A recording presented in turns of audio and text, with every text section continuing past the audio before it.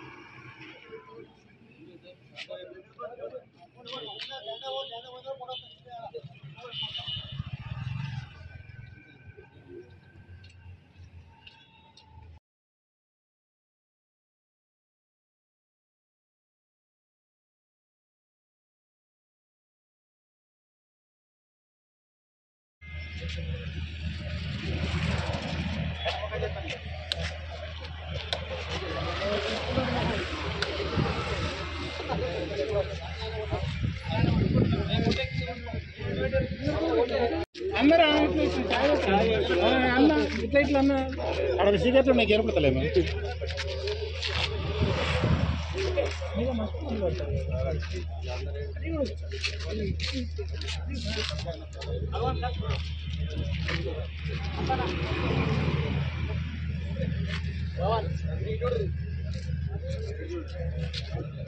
అన్నకు మంచిగా వెడల్పుంటే అందరు వస్తుంది.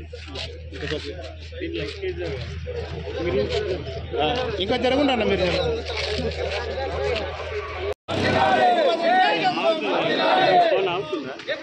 ఫ్లైట్ ఎక్కి